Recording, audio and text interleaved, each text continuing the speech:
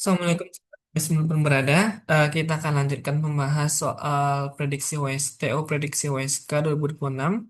Sebelum itu, bagi teman-teman yang ingin memesan file soal ini, silahkan bisa mengisi di eh, formulir yang ada di deskripsi YouTube berikut. Dan bagi teman-teman yang ingin memiliki soal TO, prediksi WSK 2024 dan 2025 juga lengkap 3 paket sama 2026 ini, silahkan teman-teman juga bisa mengisi pilihan paket yang tersedia. Kemudian jangan lupa untuk subscribe serta juga share ke teman-teman kalian jika video bermanfaat untuk teman-teman semua. Nah, kita akan bahas soal nomor 36. Soal ini mengenai terkait dengan multiply effect. Soalnya adalah kalau soal nomor 36 ini sudah masuk ke eh, bagaimana penerapan dari perubahan komponen pendapatan nasional.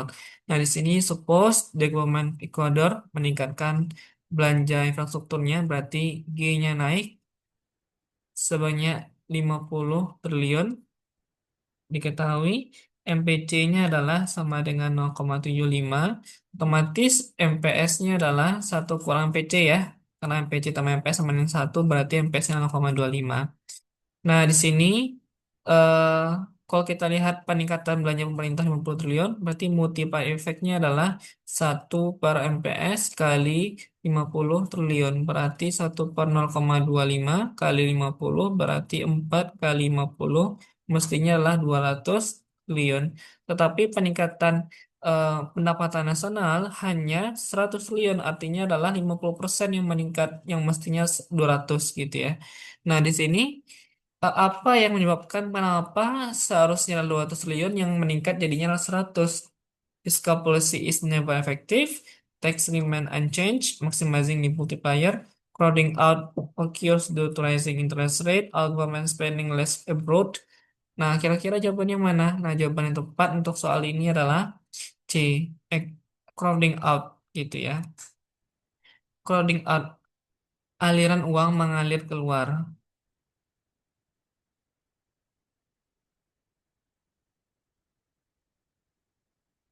Nah, karena adanya peningkatan interest rate. Nah, di sini teman-teman penyebab dari crowding out itu ketika belanja pemerintah faktornya ya. Jadi crowding out itu penyebabnya adalah eh, inti dari crowding out adalah kenaikan suku bunga dampaknya ya. Karena di sini eh, permasalahan dari crowding out itu ketika pemerintah menaikkan belanja. Jadi pemerintah menaikkan belanja. Nah, kalau pemerintah menaikkan belanja biasanya adalah dampak terkait dengan di pasar uang gitu ya. Kalau pemerintah menaikkan belanja, maka dia harus minjam uang gitu ya di perbankan. Nah, dengan em, semakin tingginya kredit gitu ya, eh, kebutuhan dana gitu ya untuk belanja infrastruktur, nah dampaknya adalah interest rate itu naik. Jadi semakin banyak meminjam, nanti dampaknya adalah interest rate naik sehingga tingkat investasi turun, swasta turun.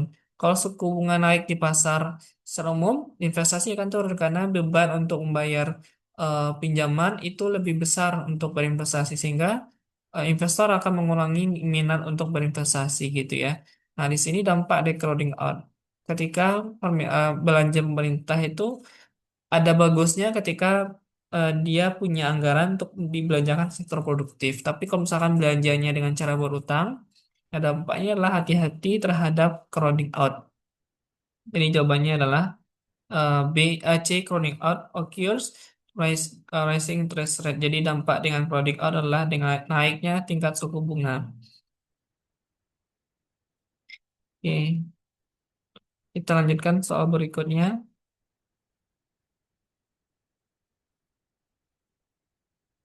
Sini soal nomor 37, jika Bank Indonesia menaikkan tingkat suku bunga BI, if Bank Indonesia raise the BI rate to control inflation. Jadi kalau misalkan untuk mengatasi inflasi kan kebijakannya lah konstruktif ya dengan menaikkan suku bunga.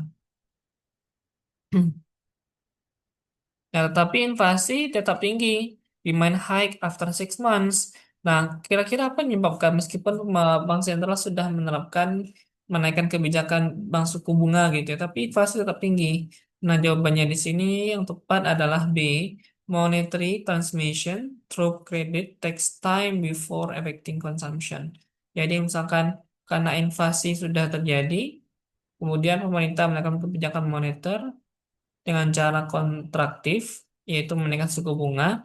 Nah, itu nggak langsung efektif. Kenapa? Suku bunga itu biasanya adalah kalau terkait dengan investasi gitu ya. Suku bunga naik kan investasi turun gitu kan. Nah, ataupun juga terkait dengan pinjaman. Nah, biasanya adalah kalau kita lihat inflasi langsung dampaknya terhadap konsumsi. Jadi inflasi membuat konsumsi masyarakat itu harus tertahan gitu ya, sehingga apa namanya menaikkan suku bunga itu belum terlalu efektif gitu ya. Kalau misalkan melalui kebijakan transmisi moneter, dan ini memerlukan waktu cukup lama. Orang nggak langsung mengurangi belanja dengan suku bunga. Ya orang kalau misalkan nggak punya tabungan, ya gimana? Tetap nggak terlalu pengaruh terhadap konsumsi dengan adanya suku bunga. Lain hal kalau misalnya fiscal policy, pajak. Nah, kalau pajak cepat gitu ya dampak ke masyarakat. Tapi kalau misalkan suku bunga, ya berarti tergantung orang yang mau berinvestasi atau menabung. Yang kalau misalkan masyarakatnya belum menabung, ya nggak akan berpengaruh kalau mau naikkan suku bunga. Ya intinya logika common sense seperti itu. Jawabannya adalah B. By rate automatically reduce money supply enggak gitu ya. Monetary policy has no effect on the price. Ya, jelas tetap ada, tapi efeknya cukup lama ya. Imported goods ada ya kalau misalkan imported goods. Cuma ini efeknya cukup lama. Inflation occurs because development lies tax. Nah ini kan nggak ada karena dia fokusnya adalah monetary aja di sini. Jadi nggak boleh kita hubungkan dengan fiskal karena konteksnya berbeda. Jawabannya adalah B. Kemudian kita bahas soal berikutnya adalah soal nomor 38. Pak Purbaya selalu Menteri Keuangan Indonesia beberapa bulan yang lalu menggelontorkan dana titipan 200 triliun dari yang mengendap di BI untuk dipindahkan ke Bank Umum, plat merah, ya, BNI, BRI, dan sebagainya agar kredit jalan. Tetapi permasalahannya adalah kebijakan ini belum efektif hingga sekarang. Penyebabnya adalah tentu meskipun dipindahkan ke Bank Umum, gitu ya, diharapkan uang ini tersalurkan kredit kepada sektor swasta. Ya, kalau sektor swasta kan berarti yang pernah pengusaha-pengusaha, sedangkan sekarang lapangan pekerja susah gitu ya, dan usaha sekarang lagi susahnya. Nah, orang nggak mungkin meminjam uang di bank gitu ya untuk menjalankan usaha gitu. Kalau misalkan sektor lapangan pekerjaan ini cukup sulit, sulit gitu, jadi sektor swasta pun mandek sekarang. Jadi orang nggak akan mau minjam uang juga di bank meskipun uangnya sudah ada di bank dan diprioritaskan untuk pemberian kredit kepada sektor swasta. Jadi, permintaan kredit sektor produktif masih rendah akibat prospek bisnis yang belum pulih hingga sekarang ini, tambah dengan ketidakpastian global. Jawabannya adalah B. Nah, kemudian kita lanjut soal nomor 39. Pemerintah menerapkan program peningkatan produktivitas tenaga kerja dengan cara reskilling, upskilling, dan juga pelatihan kembali. Intinya adalah bagaimana tenaga kerja ini bisa bekerja secara produktif gitu ya. Dan permasalahannya adalah angka pengangguran terdidik ya yang bersekolah ini tinggi. Artinya adalah ada persoalan di sini kenapa belum terserap dalam lapangan pekerjaan khususnya yang generasi muda. Nah, penyebabnya adalah di sini apakah A, perusahaannya mau merekrut, nggak mungkin ya. Tentu yang perusahaan mau yang ahli gitu ya.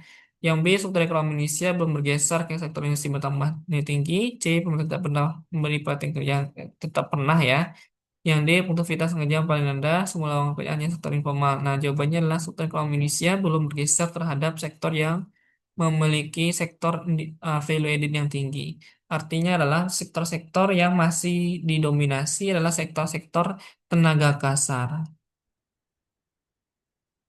Nah, sedangkan yang terdidik ini memerlukan pekerjaan-pekerjaan yang apa namanya yang memiliki skill yang baik, tetapi belum mumpuni lapangan pekerjaan di Indonesia dengan menjadikan skill yang baik ini. Kebutuhannya belum ada, meskipun pendidikan tinggi, tapi pekerjaan lapangan pekerjaannya yang memerlukan skill yang baik itu belum tersedia. Nah, atau sektor-sektor formal yang sekarang masih dominan sektor informal, makanya cukup sulit. Ini permasalahan ketika kenapa masih tingginya angka pengangguran generasi muda yang terdidik. Lanjut, soal terakhir, soal nomor 40. One cost inflation is cost push inflation. Jadi satu penyebab inflasi ada dua. Pertama kita sebut namanya adalah demand pull inflation. Nah, demand pull inflation ini adalah kenaikan permintaan ya. Jadi adanya dorongan permintaan. Kalau permintaan masyarakatnya tinggi, maka inflasi akan naik gitu ya. Kalau kita lihat misalkan kurva seperti ini adalah AS, AD. Nah, kalau kalian permintaan maka AD bergeser sebelah kanan, AD2 di satu, sehingga di price naik, Y naik gitu ya. Jadi ini inflation. Nah, kalau misalkan terkait dengan cost push inflation, nah cost cost push ini kan kita tahu cost itu biaya, push itu dorongan berarti dorongan biaya. Nah, fokusnya adalah dorongan biaya produksi di sini. Jadi kalau dorong biaya produksinya naik, kalau individu atau produsen yang lagi membuat usaha gitu ya, biaya produksinya naik, misalkan harga minyak naik, bahan baku naik. Nah, dampaknya adalah tentu supply-nya, jumlah produksi barangnya gitu ya, jumlah supply-nya itu turun. Karena dia harus eh, apa namanya menetralisir dengan kenaikan biaya dengan cara mengurangi jumlah barang yang diproduksi. Nah, gambarnya seperti ini. Ini adalah AS, ini adalah AD. Kalau yang AS tadi turun ya, jumlah produksi turun, berarti kurva supply-nya bergeser sebelah kiri. Agregat supply-nya bergeser sebelah kiri. AS1, AS2. Sehingga tentu inflasi naik ya tadi karena jumlahnya turun, tapi dampaknya adalah inflasi naik. Kenapa demikian naik? Karena tadi biaya produksi naik sehingga jumlah barang produksi sedikit, kalau supply terbatas berarti harganya akan mengalami kenaikan. Nah, jawabannya adalah E, inflation is caused by rising production cost. Baik, demikian teman-teman, semoga bermanfaat dan kita lanjutkan ke part berikutnya, part 9. Selamat menyaksikan, terima kasih atas perhatiannya. Assalamualaikum warahmatullahi wabarakatuh.